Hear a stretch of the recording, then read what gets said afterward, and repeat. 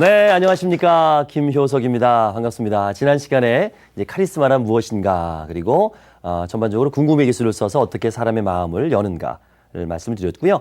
오늘은 이제 좀 더 친해지는 방법. 그러니까 상담 실장님, 선생님들이 단순히 그냥 이렇게 그 단발성으로 영업에 그치지 말고요. 사실 영업은 소개 영업이 되게 중요해요. 그러니까 그 마케팅에서도 이렇게 경작형이라 그러거든요. 사냥형이 아니라, 그러니까 단순히 하나 팔고 끝나는 관계가 아니라 그 고객과의 관계를 끈끈하게 맺어서 재창조되고 계속 농사를 짓듯이 계속 거기서 수확이 되듯이 그러려면 그 고객과 정말 끈끈하게 친해져야 되거든요. 그러면 어떻게 하면 그 사람과 친해질 수 있는지, 마음의 문을 열어서 하나가 될 수 있는지, 그게 바로 이제 아부의 기술입니다. 예, 아부의 기술. 그러니까 느낌 어떠세요? 어우, 참 이런 것까지 배워야 돼, 내가? 이런 것까지 배워서 꼭 영업을 해야 돼? 근데 제가 말씀드리고자 하는 아부는 조금 달라요. 왜냐하면 아부는 인생을 살아가는데 필요악이거든요. 그러니까 어쩔 수 없이 해야 되는 거죠. 자, 지금 방송 보시는 분이나 아니면 여기 계신 분 중에서 나는 태어나서 하늘을 우러러 한 점 부끄러움이 없다. 왜? 나는 아부를 한 번도 한 적이 없으니까. 있으세요? 없죠. 이게 어린 애들은요, 그러니까 말을 하면서부터 시작하면서 아부를 합니다. 왜? 엄마에게 뭘 얻어먹기 위해서, 내가 뭘 목적을 달성하기 위해서 속에도 없는 짓을 해요. 그쵸? 그냥 그리고 그것만 딱 취하면 싹 변하잖아요. 그죠? 그게 근본적으로 인간의 그 품성 안에는 아부의 근성이 있습니다. 그게 생존의 본능이에요. 근데 아부가 나쁜 거는 왜 나쁘죠? 자기 이익만을 위해서 상대방을 이용하는 거잖아요. 그렇죠? 근데 그 상대방을 이용하기 위해서 뭘 합니까? 칭찬을 하죠. 칭찬을 하죠. 아부의 기준에는 칭찬을 하잖아요. 그 칭찬이 진심이에요? 아니에요? 아니기 때문에 아부인 거예요. 그게 진심이 아닌 거짓이니까 아부인 거예요. 진심이면 아부가 아니죠? 그건 칭찬이죠. 그러니까 우리가 저 아부쟁이, 아부꾼, 그건 어떤 목적을 달성하기 위해서 거짓으로 그 사람에게 칭찬을 하는 사람이에요. 웃기잖아요? 그러면 뭐만 빼면 돼요? 거짓만 빼면 되죠. 거짓만 빼면 아부가 나쁜 게 아니에요. 어차피 해야 되는 건데, 그럼 거짓이라는 거 내가 마음 먹기 나름이거든. 내가 어떤 사람을 칭찬을 해. 근데 거기에 진심을 담았어. 그럼 좋은 거잖아요. 그럼 진심을 담으면 되잖아. 참 쉽죠? 네. 근데 그게 어려운 거예요. 예. 그게 마인드 컨트롤인 거예요. 그래서 설득을 잘하는 사람들을 보면요, 자기 관리가 철저해요. 왜? 자기 자신을 잘 설득시켜요. 마찬가지예요. 정말 성공한 사람들 보잖아요.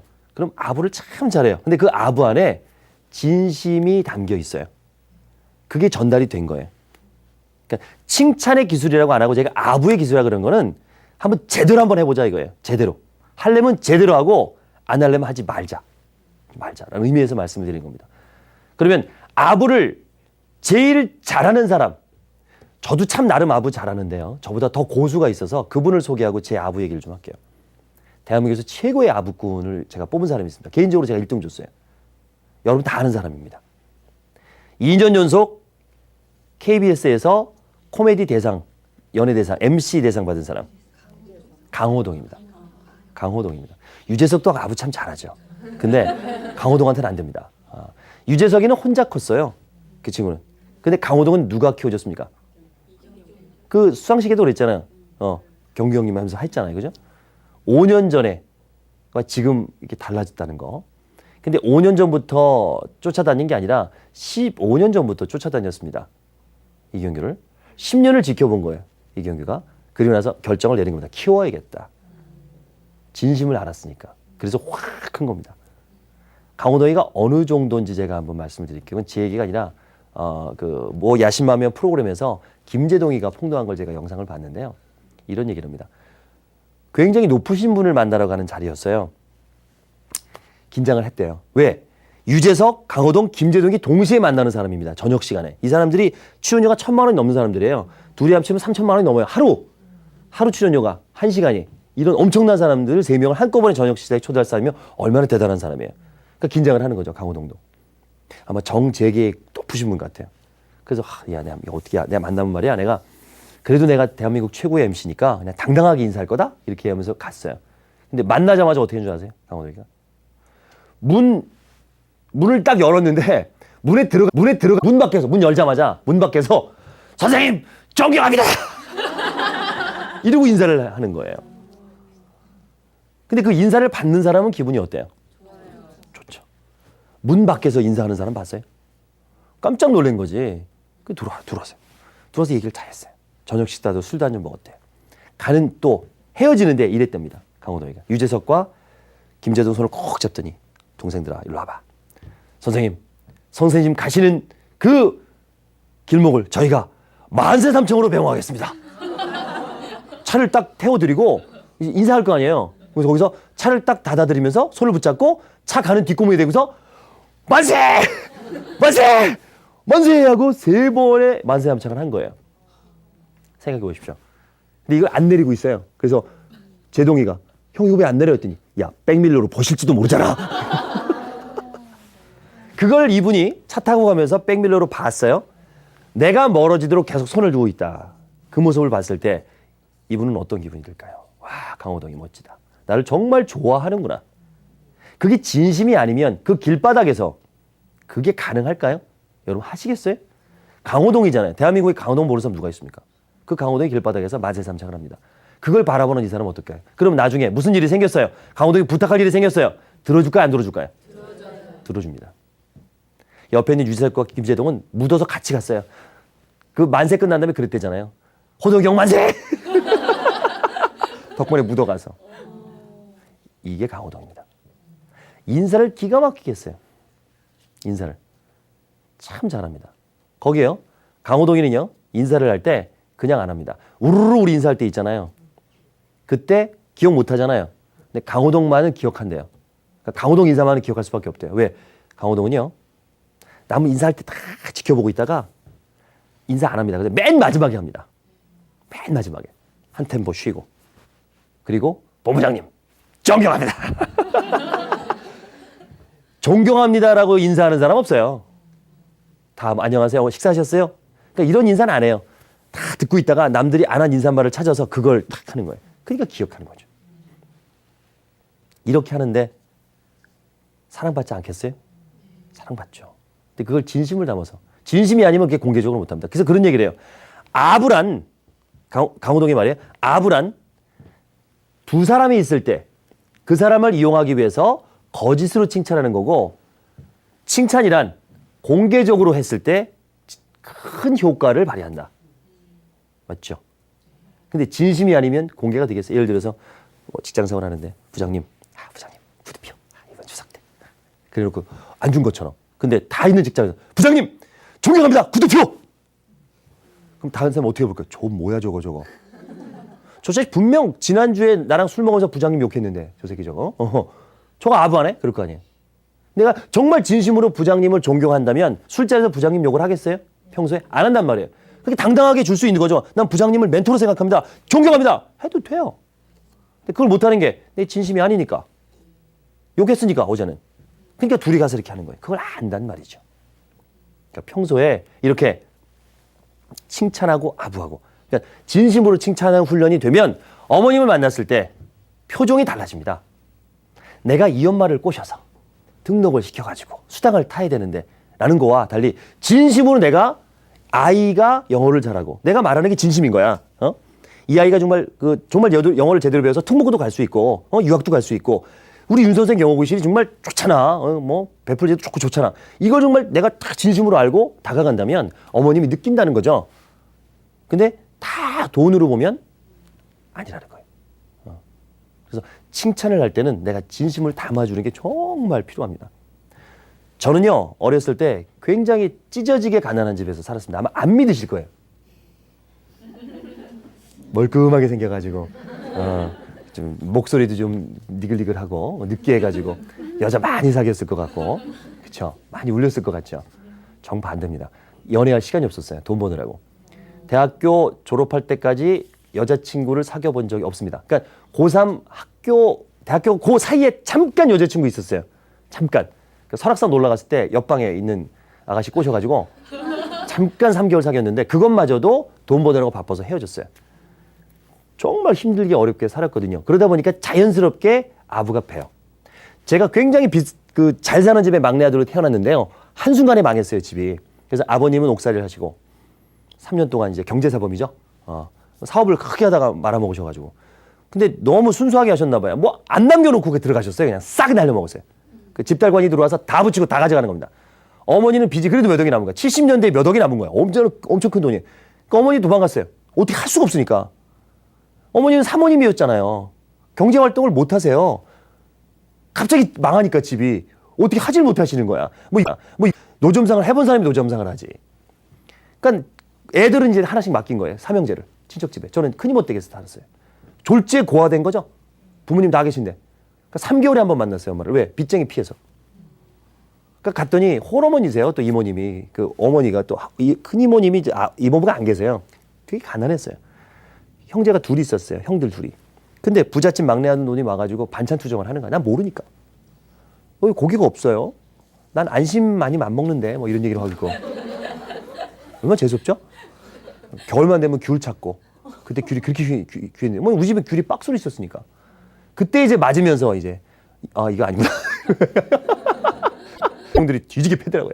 버르장머리 없다고. 모르는 거지. 그때부터 인생을 배운 거야. 이거 아니구나. 이모님한테 잘해야 되는구나. 저도 이제 학원을 경영하고 있습니다. 제가 쇼호스트 학원을 지금 6년째 경영하고 있고요. 굉장히 많은 쇼호스트를 배출했는데요. 저는 그 요령이 있어요. 그러니까 칭찬을 해줄 때 또는 지적을 해줄 때 반드시 메모를 합니다. 저는 이제 인터넷으로 이렇게 메모를 하고요. 저는 온라인 수업이라 해서 이렇게 그 컴퓨터로 수업하는 게 있거든요. 그럼 이제 컴퓨터를 보면 되니까. 요 메모가 굉장히 중요합니다. 그래서 혹시 우리 상담 선생님들 그냥 단순히 상담만 하고 끝내는 게 아니라 내가 그 상담해 왔고 가입시킨 학생들이 어떻게 공부를 하고 있고 어떠한 문제점이 있는지를 만약에 우리 상담 선생님이 알고 있다면 제2, 제4 상담은 정말 쉽습니다. 자, 제가 상담했잖아요. 사실 내 상담을 받고 나를 보고 들어온 거잖아요. 가르치는 선생님이 누군지 잘 모를 수도 있어요. 물론 방문 선생님들이 이제 알지만 상담 선생님이 그래도 전화를 하는 거예요. 첫날 방문 교사가 왔다 갔어요. 전화하는 겁니다. 어머님, 오늘 첫 수업 어떠셨어요? 매뉴얼이 다 있어야겠죠. 그 아이한테 한번 어땠냐고 물어봐 주실래요? 그럼 아이가 뭐라 그래? 대부분 19은 재밌었다 그래요. 아이가요, 재미없었다는 얘기 잘 못합니다. 어릴 때부터 이렇게 얘들도 눈치가 있어서 무슨 공연을 보여줬는데 재미가 더럽게 없었어. 그런데도 아빠가 어땠어? 그러면 그냥 의뢰 재밌었어요 그래요. 애들도. 거기서 재미없었어 이런 얘기 못한다고. 얘들이 또 6살이 넘으면 사회성이 생겨요 이게. 물어보면 재밌었어요. 다행입니다. 자, 공부가 참 즐겁다니 재밌다니 다행이네요. 어머님 계속 뭐 이렇게 해주시고요. 도와주세요. 그래. 일주일 있다 또 전화해요. 일주일에 한 달 정도 있다 또 전화해요. 그러면 윤 선생님 영어 교수는 이렇게 상담 선생님도 계속 관리를 하는구나. 그리고 그 아이가 왔을 때 내가 상담하는 애는 알잖아요. 그럼 칭찬을 하는 거예요. 너 오늘 옷빈 되게 예쁘다. 아니면 너 옷 치마 예쁘다. 정말 칭찬할 게 없을 때도 있어요. 보면 가끔 뭐 얼굴 너무 못생기고 공부도 못하고 그럴 때는 할 거 없으면 그래도 너 눈빛이 참 예쁘다. 무조건 칭찬을 하는 겁니다. 근데 그거를 칭찬을 하고요. 워낙 칭찬을 안 말하다 보니까 기억이 안 난단 말이에요. 그걸 메모를 하시는 거예요. 아이별로 칭찬 노트를 만드는 거예요. 아이별로 이렇게 칭찬 수첩을 만들어서 오늘 얘를 좀 칭찬하겠어요. 그럼 그 전에 걸 보는 거예요. 얘기하는 거예요. 야, 지난번에 너 머리핀 되게 예뻤는데 오늘은 또 이렇게 예쁘게 하고 오네. 그럼 선생님이 날 기억하네? 이러는 거죠. 원장 선생님한테 제가 좀 팁을 좀 드릴게요. 그런 칭찬 노트 원장 선생님도 있으셔야 돼요. 그리고 메모를 다 해놓으셔가지고 예를 들어서 아이가 이제 영어 숲을 못 가거나 아니면 이제 뭐 좀 다른 경우입니다만 뭐 이렇게 사정이 있어서 뭐 아이가 아프다든가 뭐 문제가 있어서 이제 원장 선생님과 통화할 일이 있잖아요. 그러면 전화가 왔을 때 저는 그러는 거예요. 잠깐만요. 저기 받을게요 하고 살짝 뮤트 해놓고 노트를 찾는 거예요. 그 아이 노트를. 그거 찾는데 몇 초나 걸리겠어요. 딱 찾아고 펴놓고 그러고 이제 하는 거예요. 아프다고요? 맞아. 지난번에 8월 2일 날 어머님 그때도 아파가지고 애가 막 얼굴이 그렇던데 이번에 또 그러네요. 그때는 감기였는데 지금 이러면 깜짝 놀라죠 엄마가. 우리 아이가 아픈 거 날짜까지 기억하네? 노트북 하는지 몰라요. 그런 것들을 다 꼼꼼히 이렇게 챙겨, 꼼꼼히 합니다. 그리고 저희 아이도 그래요. 윤 선생 딱 보냈더니 영어 수업 갔다 왔더니 애가 막 신나서 왔어요. 첫날 갖고. 자기가 제일 잘한대. 영어 수업에서. 영어 제일 잘하고, 뭐, 발음 좋다 그랬대. 내가 본 게 아니거든? 그런데도 기분 좋죠. 부모의 마음은. 그래, 우리 애가 잘하는구나. 좋아하는구나. 그거 좋잖아요. 계속 칭찬해주는 거예요. 칭찬해주는 거예요. 아이에게. 무조건. 칭찬은 정말 고래도 춤추게 한다고 그 칭찬 기법이 있습니다. 그런데 칭찬을 할 때도 야, 너 잘한다. 너 최고다. 너 1등이야. 이거는 안 돼요. 왠지 아세요? 아이도요. 그렇게 뭐 두리뭉실하게 칭찬을 하잖아요. 그러면 나 아닌데. 예를 들어서 넌 천사야. 나 천사 아닌데. 응. 넌 정말 예뻐. 나 애들이 못생겼다 그랬는데.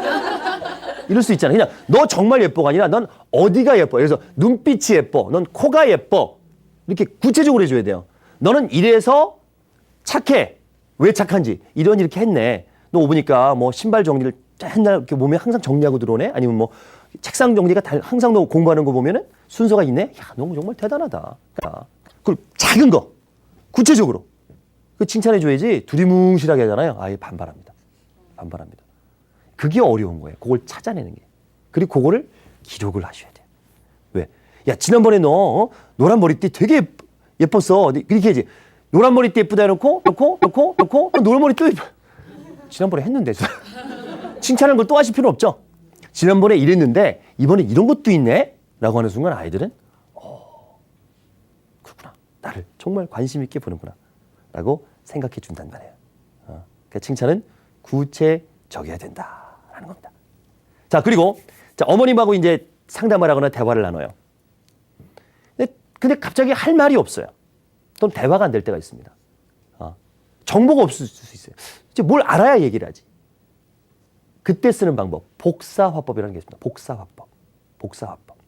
복사화법 어떤 걸 같으세요? 복사화법. 우리 복사가 뭡니까? 똑같이? 예, 나오는 거죠. 그러니까 이것도 똑같이 얘기하는 겁니다. 그러면 얘기가 돼요. 얘기가 됩니다. 왜? 제가 이제 DJ를 할 때였는데요. 아나운서 할 때. 전화가 오는 분들의 80%가 여자고요. 그 중에 또 80%가 애자랑입니다. 아이 얘기.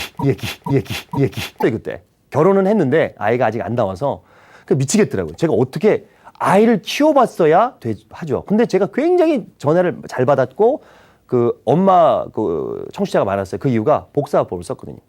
저는 그대로 받아치면 됩니다. 그 사람 얘기하는 걸 치면 됩니다. 치면 됩니다. 다른 사람 아이와 아빠일 거예요. 그래서 한 4살짜리 딸과 40살 먹은 아빠. 이게 대화가 쉽지 않습니다. 근데 저는요, 대화를 되게 잘했습니다. 저희 딸과. 지금도 친해요. 이제 친합니다. 왜? 복사화법을 썼거든요. 무조건 좀 반사를 합니다. 아이가 아빠 하고 옵니다. 그 복사화법은요, 목소리 톤과 스피드를 같이 하는 거예요. 그래, 수빈아, 이리 와. 이게 아니에요. 아빠! 그러면, 그래, 수빈아! 아빠, 이게. 수빈아, 그게 뭘까? 똑같죠? 아빠, 이거 그림이야. 그러면, 그림이구나. 그럼 또 뭐라 그래요? 아빠, 이거 무슨 그림이게? 그러면, 야, 꽃그림이잖아. 무슨 그림일까? 그럼, 아빠, 이거 꽃이야. 그럼, 우와, 꽃이구나. 그럼, 아빠, 무슨 꽃이게? 그러면, 무슨 꽃이야? 그러면, 해바라기구나. 이러면 1시간도 얘기할 수 있어요. 아이들과. 자, 제일 대화가 또 안 되는, 결혼한 지 한 10년 넘은 부부. 대화 잘 안 되죠? 오랜만에 머리를 하고 정말 예쁘게 했어요. 자랑하고 싶어요. 띵동 하고 퇴근 시간에 남편이 들어옵니다. 그럼 어떻게 하세요? 여보! 그럼 뛰어나가죠. 괜히. 여보! 그럼 머리를 막 흔들어요. 근데 남편은요? 그걸 못 알아봐요. 변한 거 없어? 못 알아봐요. 이럴 때 복사법을 써야 되는 거예요. 이럴 때. 여보! 하고 머리를 흔들고 있어요. 여보! 같이. 왜 그래? 그럴 때. 몰라보면. 그러면, 여보, 나 변한 거 없어? 그러면, 모르겠어. 그럼 어떻게 하면 돼요? 뭐 변한 거 있는 것 같은데? 복사했죠? 나 머리 했잖아. 어떻게 하면 돼요? 머리 했구나. 그럼 여자가 또 뭐라 그래요? 나? 그 전에도 하는 거 있어요. 나 어디서 할게? 이런 거 물어봐요. 그게 뭐가 궁금한지. 모르죠? 그럼 어떻게 해? 어디서 했는데? 이러면 돼요. 이 앞에 깍꼬볶고 미용실. 그러면 어떻게 해야 돼요? 아, 옆에 깍꼬볶고 미용실. 몰라요. 그래도 하는 거야. 이러면 뭐래? 나 얼마 주고 했게? 이래요. 그럼 얼마 주고 했는데? 하면 돼요. 10,000원. 10,000원. 싸게 했네. 잘 나왔다. 나 예뻐? 예뻐. 이 복사법입니다. 그러니까 이건 맨날 쓰는 거 아니에요. 맨날 그러면 저런 남들 맨날 말하면 내 말만 똑같이 하면 맨날 쓰라는 게 아니라 정말 할 말이 없을 때, 상담할 때도 할 말이 없을 때 그 말을 반사하는 거예요. 그러시군요, 어머님. 그러시군요, 어머님. 아, 그러셨어요. 똑같이 말을 받아주면 대화가 진행이 됩니다. 그러니까 직장 생활할 때도 그걸 써먹어 보세요. 선생님이 이제 꼭 그 영어만이 아니라 만약에 해서 원장 선생님이 사장님이 갑자기 선생님 다 모이세요. 다 모이세요. 우리 아들이 말이에요. 이번에 서울대 법대에 들어갔어요. 이렇게 했어요. 그럼 아부해야 되죠? 이제 아부해야 되죠? 아부를 잘해야 회식을 할 거 아니에요. 그죠? 그럼 똑같이 하는 겁니다. 어떻게 하면 돼요? 뭐 단어 중요한 단어가 빠졌어요. 어떤 얘기를 듣고 싶은 거예요? 상대방이요, 자기가 듣고 싶은 얘기를 합니다. 우리 아들이 말이에요. 이번에 서울대 법대에 들어갔어요. 그럼 여기서 중요한 단어가 뭐예요? 아들, 법대, 서울대 법대. 이 두 단어 꼭 넣어야 됩니다. 그럼 똑같이 복사하면 돼요. 사장님, 아드님이 서울대 법대에 들어갔다고요? 똑같죠? 그럼 그래요. 그룹이 날 닮아서 공부를 잘해서 한 번 더 얘기하게. 그러면 이제 오늘 저녁 제가 쏘겠습니다. 이렇게 되는 거예요. 근데 꼭 진상이 있어요. 진상. 꼭 조직에 진상 하나 있지. 이렇게 듣고 있다가 배를 좀 꼴리는 거야. 요즘 서울대 법대가 포항 공대보다 미치죠? 그럼 사장님이 이제 그 가버리는 거야. 회식 없는 거야. 회식 없는 거야. 그러니까 나 하나 희생해서 우리 모두 회식하면 좋잖아요. 그건 좋은 거예요. 근데 진심으로 축하해 주자고요. 진심으로 축하할 일이잖아요. 이것도 복사법의 한 전형입니다. 그러니까 사람을 처음 만나는 사람을 내 사람을 만들 수 있는 좋은 방법이 그거래요. 그 사람과 동질성을 느끼게 하는 거. 그래서 식당에 갔을 때 그 사람이 설렁탕을 시키면 나도 설렁탕. 그 사람이 커피를 시키면 나도 커피. 그 사람이 땀을 닦으면 조금 있다 나도 땀을 닦고. 그 사람이 숟가락을 들면 나도 숟가락을 들고. 숟가락을 내려면 나도 내려놓고. 그러면 너무 똑같이 하면 좀 이상하지만 조금 텀을 주고 하잖아요. 그러면 무의식 중에 동질감을 느낀대요. 그래서 마음의 문을 연답니다. 그래서 어느 심리학자가 시험해 봤대요. 그냥 레스토랑에서. 물론 한국의 경우는 아닙니다. 이제 미국의 경우입니다만은 미국 사람은 처음 보는 사람한테 말을 잘 거니까. 저 건너편에 있는 그 아가씨 행동을 똑같이 따라했대요. 이 남자가. 1시간 동안. 커피숍에서. 그랬더니 1시간 후에 나한테 오더래요. 저 혹시 아세요? 그러니까 뭔가 이렇게 동질감을 느낀 거야. 무의식 중에 계속 저쪽 회사를 따라는데 무의식 중에 그 교감이 된 거죠. 그래서 아는 사람인 것 같아 해서 말을 걸더래요. 그러니까 그렇게 사람과 친해지려면 이것도 이제 화법을 떠나서 행동까지도. 그러니까 고객이 목소리가 커. 거기서 고객님 그러시죠. 그럼 되게 기분 나빠요. 그렇죠. 같이. 고객님 목소리가 빨라. 같이 빨라야 돼요. 막 빠른데 그러시고요. 네. 그럼 뭐 답답해가지고 같이 빨라야 돼. 근데 고객님 말이 느려. 근데 거기다 따따따따따 그러잖아. 불안해. 목소리 스피드, 톤까지도 복사를 하시는 거예요. 그러면 동질감을 느끼게 됩니다. 그렇죠. 사람의 마음은요. 열기가 힘들지 한 번만 착 열어놓잖아요. 그 다음부터는요. 동화가 돼서 또 우리나라 사람 좋은 단어 있잖아요. 우리라는 표현. 그러니까 저는 그 쇼호스트 할 때도 그래요. 고객 여러분 얘기 안 했어요. 우리 그렇잖아요. 우리 그렇죠. 심지어는 방송할 때 우리 주부들 그렇잖아요. 그렇게 얘기하는데도 아무도 몰라요. 주부 아닌데. 그렇게 우리라는 말을 많이 했습니다. 그래서 사람들 정말 진정으로 내 사람을 만들려고 그러면 어떻게 한다? 진심으로 칭찬하자. 진심으로 칭찬하자. 그리고 메모하자. 그리고 비상시에는 복사하자. 그럼 여러분도 설득의 달인, 영업의 달인, 상담 선생의 달인이 될 수 있습니다. 자, 그러면 여기서 인사드리겠습니다. 다음 시간에 뵙겠습니다. 고맙습니다.